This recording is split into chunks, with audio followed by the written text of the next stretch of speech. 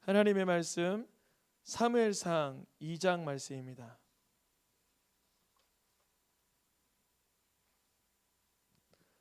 사무엘상 2장 1절에서 10절까지의 말씀입니다. 제가 한 절, 성도님들께서 한 절씩 교독하여서 읽겠습니다. 사무엘상 2장 1절에서 10절까지 말씀입니다. 한나가 기도하여 이르되 내 마음이 여호와로 말미암아 즐거워하며 내 뿔이 여호와로 말미암아 높아졌으며 내 입이 내 원수들을 향하여 크게 열렸으니 이는 내가 주의 구원으로 말미암아 기뻐함이니이다.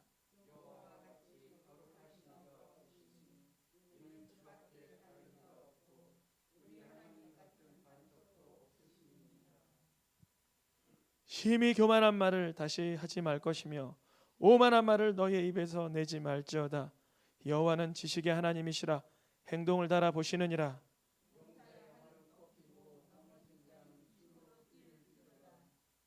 풍족하던 자들은 양식을 위하여 품을 팔고 줄이던 자들은 다시 줄이지 아니하도다. 전에 임신하지 못하던 자가 7을 낳고 많은 자녀를 둔 자는 쇠약하도다.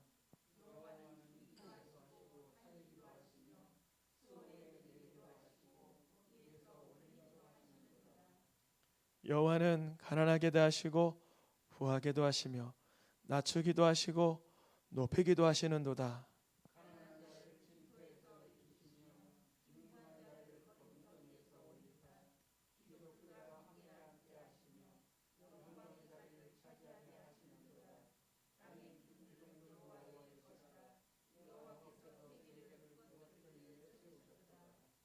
그가 그의 거룩한 자들의 발을 지키실 것이요 악인들을 흑암 중에서 잠잠하게 하시리니 힘으로는 이길 사람이 없음이로라.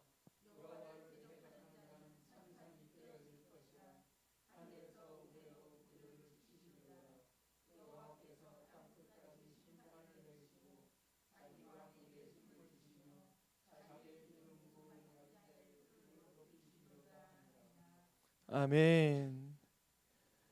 오늘부터 사무엘서 강해가 시작됩니다. 사무엘서라고 말씀을 드렸죠. 사무엘서. 우리는 개역개정 성경에 사무엘상, 사무엘하 두 권으로 나누어져 있는데요. 이것은 70인형으로 히브리어가 헬라어로 번역될 때에 분량에 따라서 두 부분으로 나눈 것이지 사무엘상하는 단권으로 되어 있는 책입니다. 그래서 사무엘서 강해라고 이렇게 강해의 제목을 붙였습니다. 이 강해의 내용의 가장 핵심적인 부분은 다윗의 자손 예수 그리스도입니다. 다윗의 자손 예수 그리스도. 분명히 사무엘서에는 예수님의 이름, 예수 그리스도의 이름이 선명하게 드러나진 않는데 어찌 다윗의 자손 예수 그리스도가 사무엘 전체의 주제로 정해질 수 있는지 우리가 계속 강해가 진행되면 선명하게 보여질 줄 믿습니다. 지난주 룻기 강해를 잠시 했습니다. 사사기 강해는 몇 개월 했는데 룻기는 한 번 했어요. 지난주 그 룻기 강해의 내용은 이랬습니다. 사사 시대의 그 암흑 시커먼 시대가 지나고 있는데 하나님을 향한 변함없는 소망과 신뢰의 마음을 나타낸 사람이 있었으니 이방 모압 여인 룻이었어요. 여러분, 우리의 인생이 어둠의 터널을 지나는 때가 있습니다. 그때 하나님을 정령 신뢰할 수 있는 찬스 되시길 축복합니다. 어둠이 드리웠네. 암흑이 드리웠네. 어떻게 종잡지 못하는 상황이 되었네. 내 능력을 벗어난 상황이네. 그때 하나님을 전적으로 신뢰하시길 축복합니다. 그 일을 해낸 사람이 룻입니다. 전혀 소망 없는 때, 아비도 죽고 시아버지도 죽고 흉년에 떼고 자기의 몸둘 곳도 없는 이방 여인의 몸으로 하나님 이름 하나 붙들고 나온 거예요. 주님이 그러니까 룻의 가문을 다윗이 세워지는 조모의 가문으로 사용하십니다. 그러니까 룻기의 목적은 작게는 암흑의 시절에 하나님을 신뢰하라라는 데 포인트가 있지만 메시지의 내용은, 그러나 룻기 전체가 의도하는 것은 다윗을 조명하고 있는 거예요. 룻기 1, 2, 3, 4장이 구체적으로 무슨 목적을 위해서 작성됐냐라고 물어보신다면 다윗 한 사람을 스포트라이트로 비춰주기 위해서 작성된 거예요. 사사시대에 이미 컴컴한 시절을 지나는데도 하나님은 그 사이에 빛을 다윗을 향하여 비춰내고 있었던 거예요. 룻기의 목적 자체로도 우리가 하나님을 소망하고 신뢰하는데 참 이로운 책이지만 궁극적인 목적이 다윗을 조명하여 주는 거라고 말씀을 드렸습니다. 룻기 마지막에 등장한 사람의 이름이 바로 다윗이죠. 룻기 마지막에 처음으로 다윗의 이름이 등장한 뒤로부터 성경에는 다윗의 이름이 몇 번 언급되었을까요? 100번? 500번? 1000번 가까운 900번이 넘습니다. 다윗의 이름이 900번이 넘게 구약, 신약, 예언서, 서신서, 복음서, 계시록까지 계속 다윗을 언급해요. 그러니까 신비로운 인물 중에 한 사람인 거예요, 다윗은. 그런데요, 유진 피터슨 목사님이 쓴 현실에 뿌리 박은 영성이라는 이 책에 보면 재미난 표현이 하나 있어요. 읽어드릴게요. 이 사람 다윗을 보라. 그의 삶에는 단 한 번의 기적도 없었다. 그러나 일상적이고 평범한 그것들을 그냥 지나쳐 가는 법도 없었다. 무슨 말이냐면요, 모세나 엘리야나 수많은 영적 선배님들은 기적을 많이 경험했어요. 홍해를 가르거나 죽은 자를 살리거나 뭐 사람으로서는 할 수 없는 기적이 많이 일어났어요. 다윗의 생애를 여러분 잘 보세요. 분명 골리앗을 물맷돌로 쓰러뜨리긴 했으나 놀라운 일이지만 기적이라고 말하기에는 좀 무리가 있어요. 가능한 이야기잖아요. 힘껏 던졌는데 장사의 이 미간 사이에 급소에 딱 맞아서 쓰러지는 일은 기적이라기보다 아주 확률적으로는 매우 낮으나 가능한 일이죠. 다윗의 인생 속에서는 뭐 기적이라고 할 만한 것은 없지만 그는 일상의 순간순간마다 하나님을 전적으로 신뢰하는 모습을 보여주었어요. 물론 그에게 실수가 있었고 죄악이 있었지만 그는 요한계시록 끝장에 가서 메시아의 이름 옆에서 배경의 역할을 해줄 만한 이름이 된 거예요. 다시 표현해 볼게요. 룻기는 누구의 배경이에요? 다윗의 배경이에요. 그러면 다윗은 누구의 배경일까요? 예수 그리스도의 배경이 되어주는 거예요. 우리가 다윗의 드라마의 이야기를 잘 읽어내면 읽어낼수록 예수님이 강렬하게 조명이 되는 거예요. 다윗이 누군가, 다윗이 매사에 어떻게 행동했는가가 누가 메시아의 태도를 보여주는 자인가, 누가 과연 메시아이신가를 아주 선명하게 도려낼 수 있는 배경이 되어주는 거예요. 마치 룻기가 다윗의 배경이 되어주는 것처럼 성경 대부분은요, 룻기로부터 시작해서 요한계시록까지 다윗을 말하지 않고는 이야기가 이어지질 않는 거예요. 다윗 이야기가 꼭 들어가는 거예요. 오늘 사무엘서 강해의 주제도 그렇습니다. 다윗의 이야기죠. 제목이 사무엘이라고 해서 사무엘 이야기인가 보다 생각할 수 없는 것은 이 전체 사무엘 개역개정 기준으로 상하 나누어진 이 사무엘서가 다윗 한 사람을 온전하게 보여주기 위해서 작성된 거예요. 전체 이야기의 그 장수를 이렇게 그림으로 좀 표기를 해보았는데요. 사무엘상 시작 부분에는 오늘 우리 읽었던 내용의 한나의 아들 사무엘이 등장을 하죠. 그리고 한나가 등장을 하고요. 그리고 사무엘에게 처음에 기름 부음을 받은 왕 사울왕이 등장을 합니다. 그런데요, 어디까지나 사울왕은 다윗을 잘 배경 처리해주기 위해 다윗을 위해서 본인이 배경 처리가 되어주는 거예요. 사울왕이 있으므로 다윗이 돋보이게 만들어주는 효과가 있어요. 사울왕을 이야기하고 싶어서 사울의 왕을 얘기하는 게 아니라 다윗을 아주 돋보이게 하기 위해서 사울왕을 배치해 두는 것입니다. 여기에 표기되어 있는 것은 사울왕 이야기가 사무엘상 끝장까지 이루어지는 것 같지만 사실 아니에요. 사무엘상 중반 16장에서부터 이미 다윗이 등장합니다. 어떤 이야기냐면 사무엘에게로부터 사울왕이 기름 부음을 받고 왕으로서의 등극하여 전쟁에서 여러 번 승리를 일구지만 결국 그가 하나님의 말씀을 업신여기고 하나님의 말씀을 무시하고 하나님의 말씀을 내려놓은 다음에는 다윗이 16장에 등장함으로 인하여 그가 다윗을 시기함으로 시작되어서 그는 31장까지의 곡선에선 하락을 하게 되고 다윗은 16장에서부터 상승 곡선을 타서 사무엘하 7장까지는 상승 곡선을 타고 갑니다.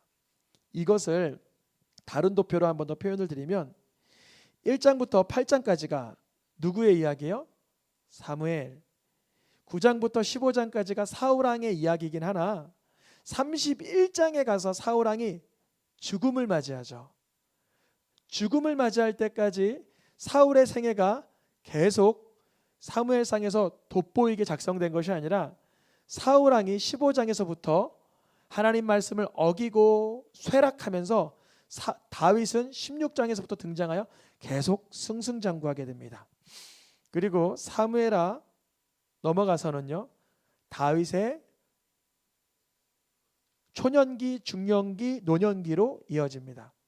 우리가 알고 있듯이 다윗이 중년기에 들어서면서 하나님께 성전을 드리고자 하는 약속을 드리고선 바로 범죄함으로 넘어가 버리죠.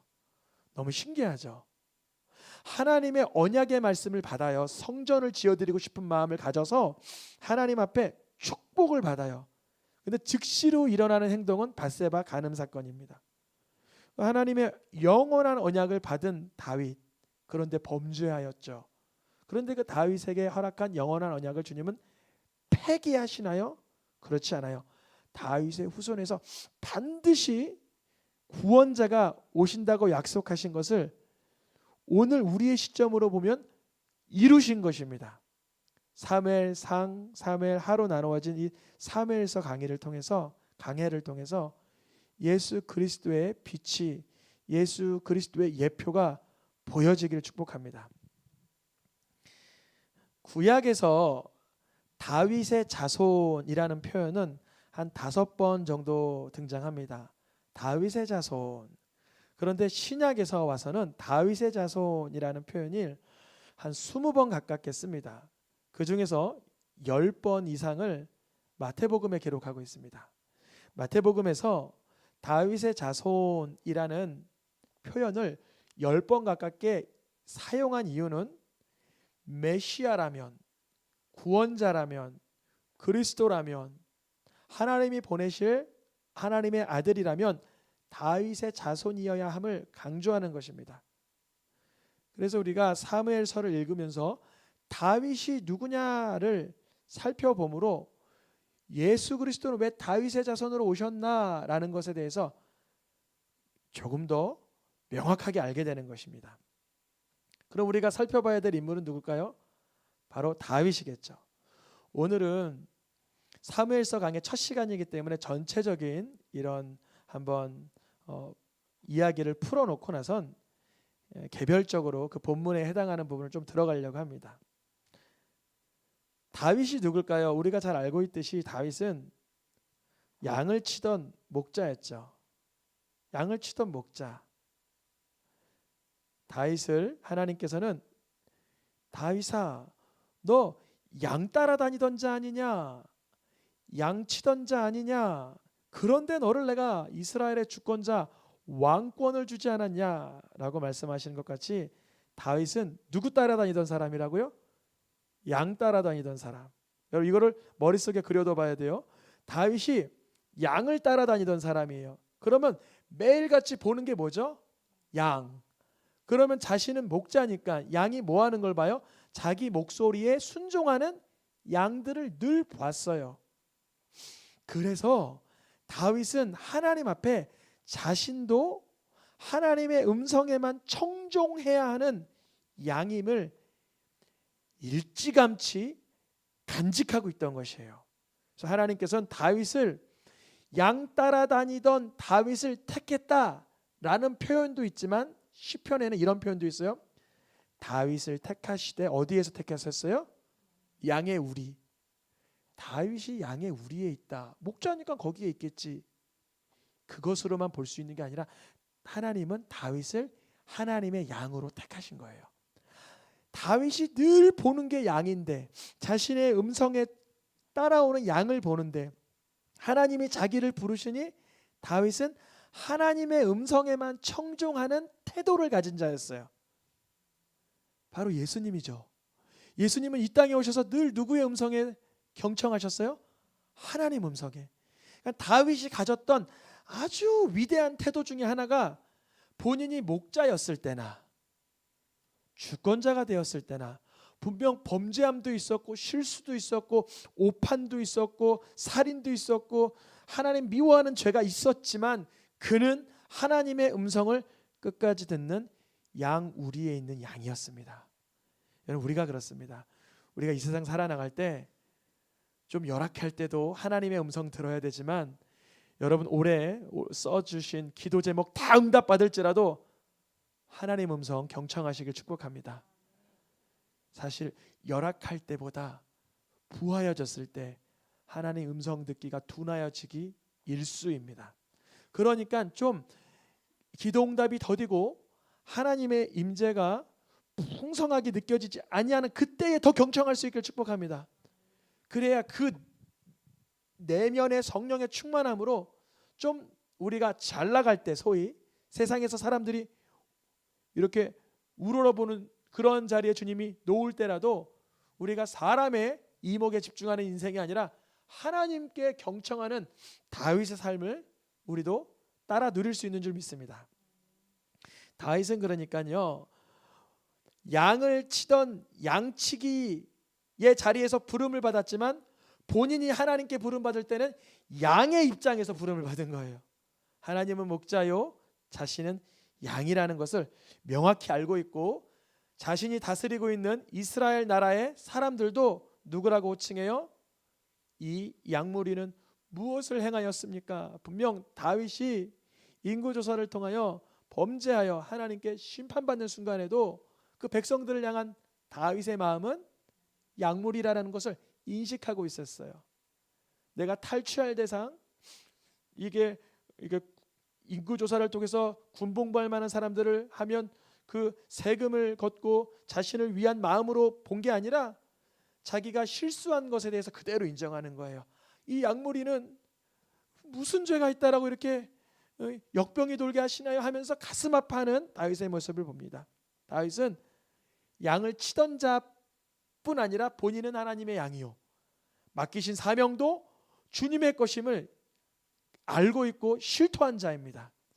여러분 우리의 가정과 기업과 재산과 재화와 은사와 시간과 건강과 모든 것이 하나님 것임을 고백해내시길 축복합니다.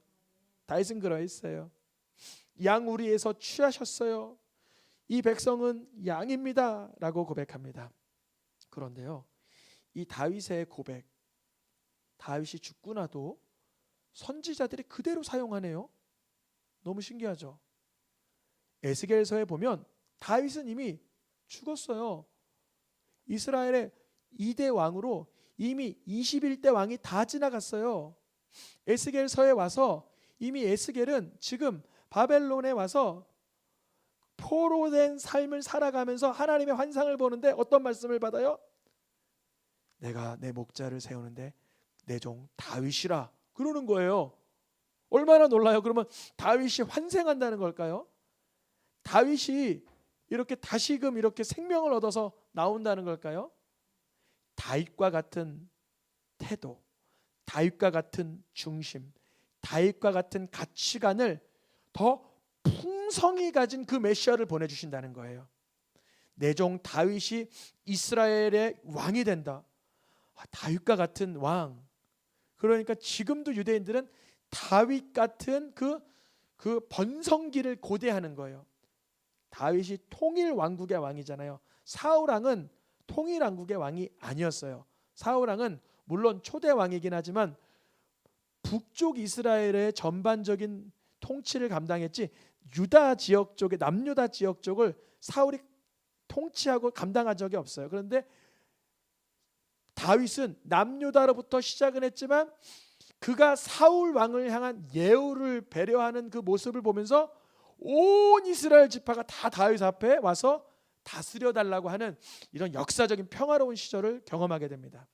그러한 다윗 왕이 된다. 누구를 말씀할까요? 예수 그리스도를 말하는 거예요. 그러니까 우리가 사무엘서를 강해를 들으면서 예수님의 그 성품이, 예수님의 그 모습이 새록새록 떠올라야 되는 거예요. 그래야 성경을 잘 읽어내는 것입니다. 이스라엘 백성들을 양으로 보고 본인은 하나님의 양으로 순종하는 그 다윗. 사무엘상, 사무엘하, 즉 사무엘서는 이 모든 다윗을 조명하기 위해서 작성된 거예요. 그러니까 오늘 본문의 이야기, 한나의 이야기가 등장했잖아요. 한나가 아이가 없어서 하나님 앞에 아파합니다. 하나님, 내가 아이가 없어서 너무나 괴로워요. 왜 사무엘서 1장에서 아이 없는 한나 얘기가 등장했을까요? 간단합니다. 어느 독자라도 이야기에 빨려 들어오라고. 처음부터 역사 이야기 적으면 사람들이 감당이 안 되는 거예요. 도무지 이 사이즈에. 그런데 여인네 하나가 아이 없어서 고통스러워하는 건 누구나 공감할 수 있잖아요. 그래서 이야기의 시작점을 한나 이야기로 도입부에 두는 거예요. 그러므로 인해서 사람들이 아이가 없어서 괄시받았던 여자가 있었다고? 매우 쉽게 누구라도 귀 기울여서 들어올 수 있어요. 그 이야기 속으로. 그래서 어디까지? 다윗 이야기까지 쭉 들어올 수 있도록 처음에 도입부를 아주 쉽고도 자연스럽게 배열을 해놓은 것입니다. 한나는 아이가 없어서 하나님 앞에서 기도하고 아파하고 있는데 깨달은 게 하나 있어요. 몇 년 전에 설교했던 것인데 여러분 기억나세요? 한나가 기도하다 보니까 뭘 깨달았냐면 하나님도 자식이 없으시네. 이걸 깨달은 거예요. 여러분 기도하다가 하나님 마음과 동하시길 축복합니다. 하나님도 아이가 없네요. 이런 거예요. 이게 무슨 의미냐면 한나가 기도하는데 분인나에게 맨날 격분당하고 마음이 속상하고 원통한데 자신만 애가 없는 게 아니라 보니까 하나님의 백성으로 살아가는 사람들이 없는 거예요.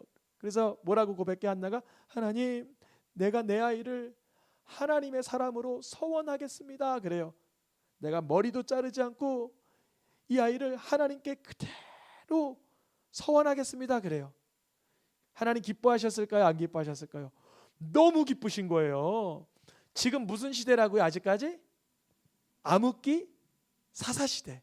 사사시대 암흑기. 다들 자기만을 위해서 살고 나만을 위해서 살고 사사들도 변질되고 아주 부패하고 있던 그 시대.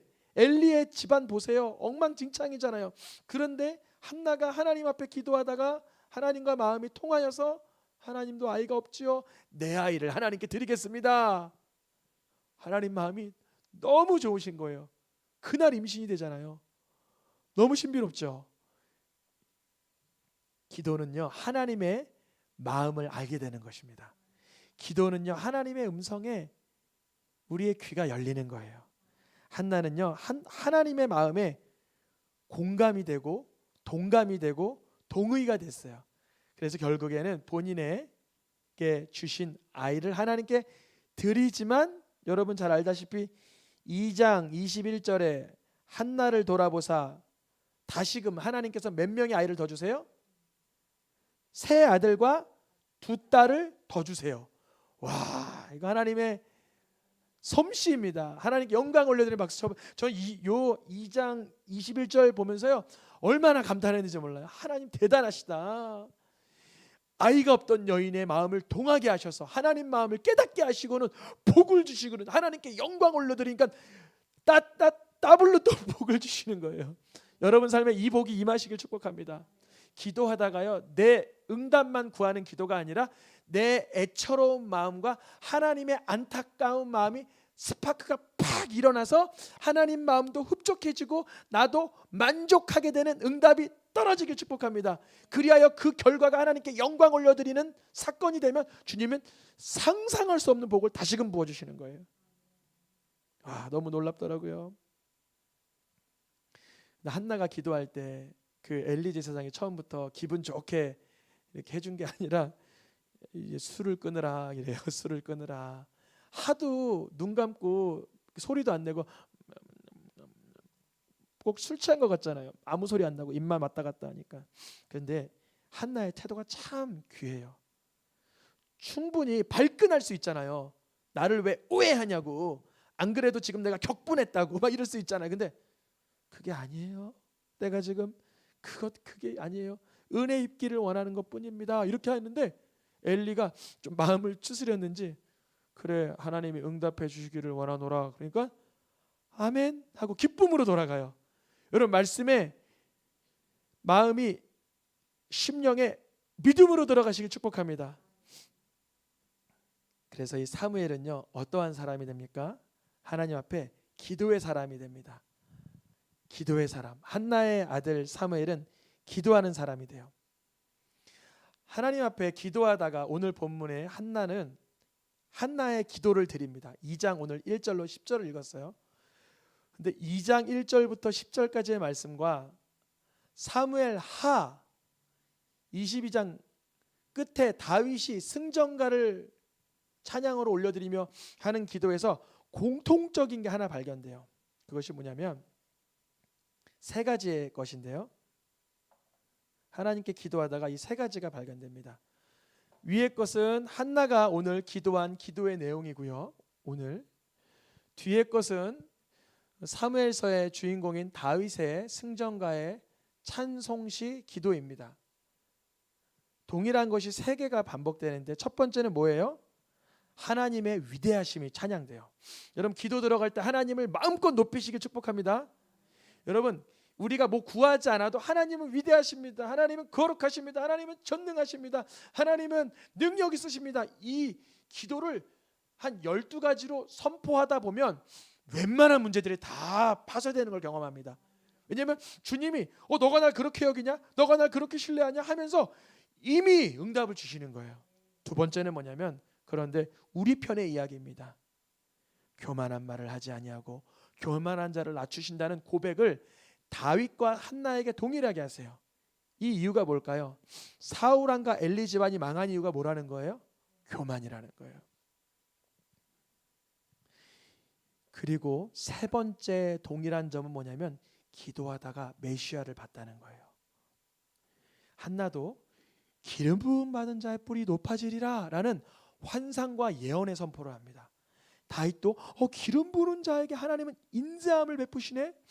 그 기름 부음 받은 자를 히브리어로 메시아라 그러잖아요. 헬라어로는 그리스도라 그러잖아요. 우리나라 말은 구세주라 그러는 거잖아요. 그분이 누구세요? 예수 그리스도. 사실은 사무엘서 상하로 나눠져 있지만 우리나라는 뭐 역사서냐 뭐 이렇게 물어보지만 사실 히브리어 성경으로는 이것은 예언서입니다. 예언서. 그러니까 한나가 기도하다가 예언을 하게 되는 거고요, 다윗이 기도하다가 예언을 하게 되는 거예요. 우리가 사무엘서를 쭉 읽어내면서 악인들의 특징은 기도 안 합니다. 하나님이 쓰는 사람 사무엘이나 한나나 다윗의 특징은 뭐예요? 기도합니다. 나는 기도하는 죄를, 기도하기 쉬는 죄를 절대로 범하지 않겠다. 이렇게 고백하는 사람들을 하나님이 쓰신다는 거예요. 여러분, 사무엘서를 통해서 결국은 예수님을 조명하려고 하여서 다윗에게 포커스를 그렇게 맞추고 있는 것이구나. 그럼 다윗의 어떠한 성품 때문에, 다윗의 어떠한 태도 때문에, 다윗의 어떠한 그 중심 때문에 주님이 그러하신지 이제 한 주 한 주 엘리 집안과 비교해서, 사울 왕과 비교해서, 뭐 대적들과 비교해서 다윗의 태도를 주님이 기뻐하실 수밖에 없었던 까닭을 발견하면 그 중심 머리 위에 있으신 분이 바로 예수 그리스도라는 거예요. 그 다윗이 품었던 마음의 태도의 더욱 고차원적인 그분이 예수 그리스도라는 거예요. 우리가 다윗을 읽어내는 수 있을 만한 그 분량 이상의 것을 겨우 예수님께 발견하는 거예요. 만약에 우리가 예수님의 그리스도 되심을 발견하고 싶다면 다윗이 어떤 면모를 하나님이 기뻐하셨는지 발견하면 그래서 예수님이 그리스도구나 이렇게 발견되는 거예요. 우리가 너무 예수님이 그리스도라는 걸 분명히 알고 있지만 예수님 자신에게서만 멀면 그게 당연한 이야기가 될 수 있지만 다윗의 드라마 속에서, 다윗의 현장 속에서, 다윗의 일상 속에서 다윗의 행동한 태도를 보면 사람이 그렇게 행동하기에는 불가능한데 어떻게 다윗은 그렇게 했을까라고 여겨지는데 그 다윗의 태도보다 더 머리 끝에 있으신 분이 예수 그리스도라는 거예요. 그래서 예수님이 더 값지게 보여지는 현상이 나타나요. 룻기를 통해서 다윗이 조명되고 사무엘상을 통해서 다윗이 조명되고 사울 왕이 통해서 다윗이 더 부각되는 것처럼 다윗을 통해서 누가 부각돼요? 예수 그리스도가 부각되는 거예요. 그래서 사도행전 2장에서도 다윗이 그리스도를 부활을 미리 본고로 말했다 그러잖아요. 하나님께서는요, 우리가 사무엘서 강해가 쭉 진행되면서 우리 마음에 예수님의 구주 되심의 자리를 더 넉넉히 확보해 주실 줄 믿습니다. 그러기 위해서는 우리도 말씀 들으며 무엇하기를 했어야 돼요? 기도하기를 했어야 돼요. 오늘부터 사순절 특별 새벽 기도가 시작되었습니다. 늦지 않았어요. 하루 정도 놓치는 거 아까운 것도 아니에요. 이제 다시금 시작할 수 있습니다. 우리에게 기도하면서 이러한 하나님의 위대하심이 보여지고 나의 교만함이 깎아내지고 예언의 영이 다시금 부음받아 예수님을 그리스도로 보시기를 축복합니다. 우리 찬양하며 기도하겠습니다.